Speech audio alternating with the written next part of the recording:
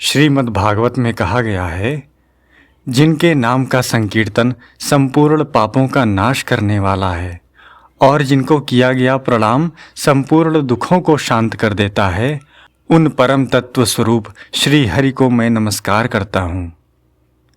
इस कलयुग में भगवान नाम की सबसे अधिक महिमा है।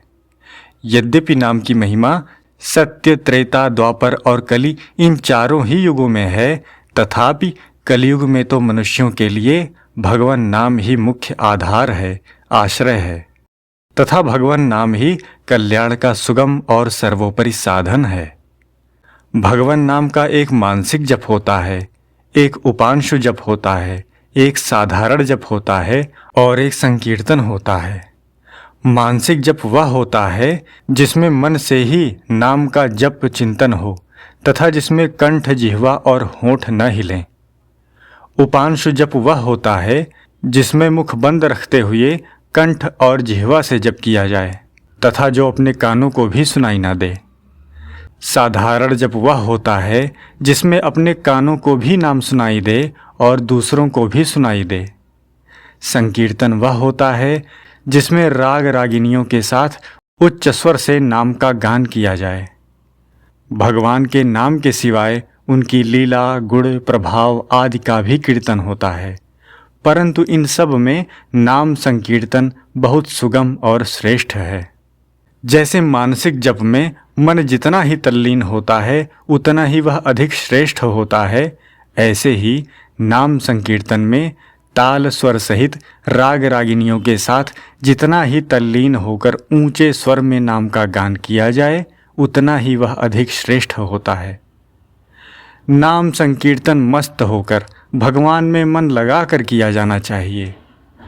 मन लगाने का अभिप्राय है कि दूसरे लोग मुझे देख रहे हैं या नहीं, दूसरे लोग कीर्तन कर रहे हैं या नहीं, मेरे कीर्तन का लोगों पर क्या असर पड़ रहा है, ऐसा मन में भाव बिल्कुल न रहे। ऐसा भाव वास्तव में कल्याण करने में बड़ा बाधक है। संकीर्तन में दिखावटीपन आने से वह मान बढ़ाई आदि की लौकिक वासना में परिणत हो जाता है और उसका प्रभाव जीवन पर कम पड़ता है। लोक वासना, देह वासना और शास्त्र वासना, ये तीन वासनाएं हैं। ये सब बहुत पतन करने वाली हैं। संकीर्तन करते हुए, शुभ कार्य करते हुए, सत्संग करते हुए, प्रवचन देते हुए, कथा कहते हुए भी यह कूड़ा कचरा साथ में मिल जाता है तो संकीर्तन आदि का जो महात्म्य है वह नहीं रहता। यद्यपि नाम, जप, कथा, कीर्तन, सत्संग आदि कभी निष्फल नहीं जाते, उनसे लाभ अवश्य होता है, तथापि इन वासनाओं, इच्छाओं के कारण उनसे विशेष लाभ नहीं होता, बहुत थोड़ा लाभ होता है। भगवान में मन लगाकर तल्लीन होकर नाम संकीर्तन किया जाए तो उससे एक विलक्षण वायुमंडल बनता है। वह वायुमंडल सब जगह फैल जाता है जिससे संसार मात्र का हित होता है। शब्द व्यापक है, इस बात का तो आविष्कार हो चुका है, पर भाव व्यापक है, इस बात का आविष्कार अभी तक नहीं हुआ है। वास्तव में भाव शब्द से भी अधिक व्यापक है, क्योंकि भाव शब्द से भी अधिक सूक्ष्म है। जो वस्तु जितनी सूक्ष्म होती है वह उतनी ही अधिक व्यापक होती है। अतः संसार मात्र की सेवा करने में सेवा का भाव जितना समर्थ है उतने पदार्थ समर्थ नहीं है। भावों में भी भगवत भाव बहुत विलक्षण है, क्योंकि भगवत भाव चिन्मय तत्व है। भगवान के समान दूसरा कोई सर्वव्यापक तत्व नहीं है। अतः भगवत भाव से भगवान के नाम का संकीर्तन किया जाए तो उसका संसार मात्र पर बहुत विलक्षण असर पड़ता है। वह संसार मात्र को शांति देने वाला होता है। शब्द में अलौकिक शक्ति है। जब मनुष्य सोता है तब उसकी इंद्रियां मन में, मन बुद्धि में और बुद्धि अविद्या में लीन हो जाती है, परंतु जब सोए हुए मनुष्य का नाम लेकर पुकारा जाए तब वह जग जाता है। यद्यपि दूसरे शब्दों का भी उस पर असर पड़ता है, उसकी नींद खुल जाती है, तथापि उसके नाम का उस पर अधिक असर पड़ता है। इस प्रकार शब्द में इतनी शक्ति है कि वह अविद्या में लीन हुए को भी जगा देता है। ऐसे ही भगवान नाम संकीर्तन से जन्म जन्मांतर से अज्ञान निद्रा में सोया हुआ मनुष्य भी जग जाता है।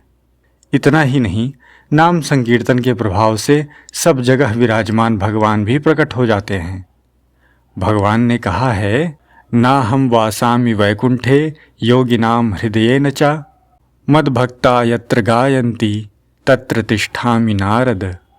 आदि पुराण में कहा है, नारद, न तो मैं वैकुंठ में निवास करता हूँ और न योगियों के हृदय में ही, अपितु जहाँ मेरे भक्त मेरे नाम आदि का कीर्तन करते हैं, मैं वहीं रहता हूँ। भगवान नाम की अपार महिमा होने से उसके मानसिक जप का भी संपूर्ण प्राणियों पर प्रभाव पड़ता है और उससे सबका स्वाभाविक हित होता है। परंतु नाम संकीर्तन का प्रभाव वृक्ष, लता आदि स्थावर और मनुष्य, पशु, पक्षी आदि जंगम प्राणियों पर तो पड़ता ही है।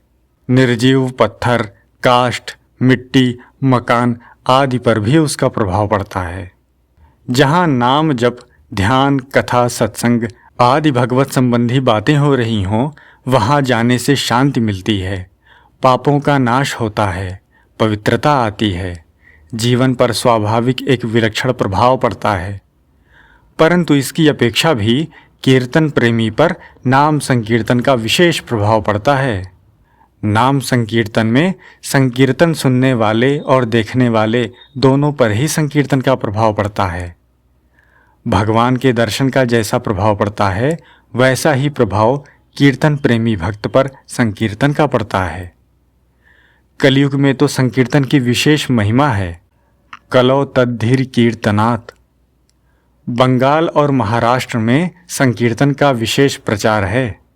बंगाल में चैतन्य महाप्रभु ने और महाराष्ट्र में संत तुकाराम आदि ने संकीर्तन का विशेष प्रचार किया। वाद्य के साथ एक स्वर में सबके साथ मिलकर संकीर्तन किया जाए तो उससे एक विशेष शक्ति पैदा होती है। संघे शक्ति कलो युगे। संकीर्तन के समय अपनी आंखें मींच ले और ऐसा भाव रखे कि मैं अकेला हूँ और मेरे सामने केवल भगवान खड़े हैं। दूसरों की जो आवाज़ आ रही है वह भी भगवान की ही आवाज़ है।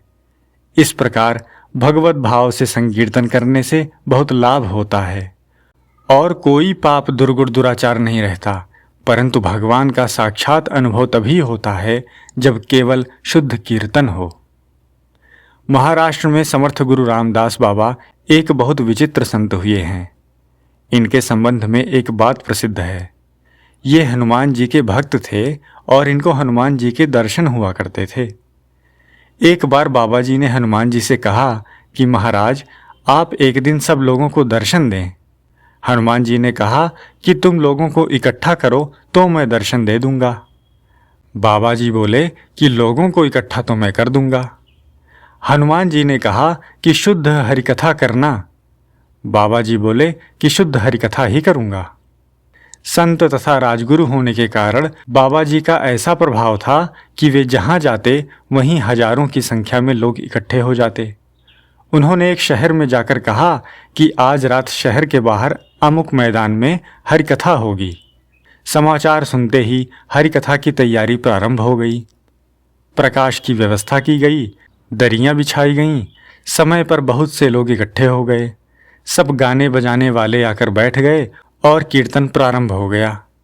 बीच बीच में बाबा जी भगवान की कथा कह देते और फिर कीर्तन करने लगते। ऐसा करते करते वे कीर्तन में ही मस्त हो गए। लोगों को ये आशा थी कि अब बाबा जी कथा सुनाएंगे, पर वे तो कीर्तन ही करते चले गए। लोगों के भीतर असली भाव तो था नहीं, अतः उन्होंने सोचा कि यह कीर्तन तो हम घर पर ही कर लिया करते हैं, यहाँ कब तक बैठे रहेंगे। ऐसा सोचकर वे धीरे धीरे उठकर जाने लगे।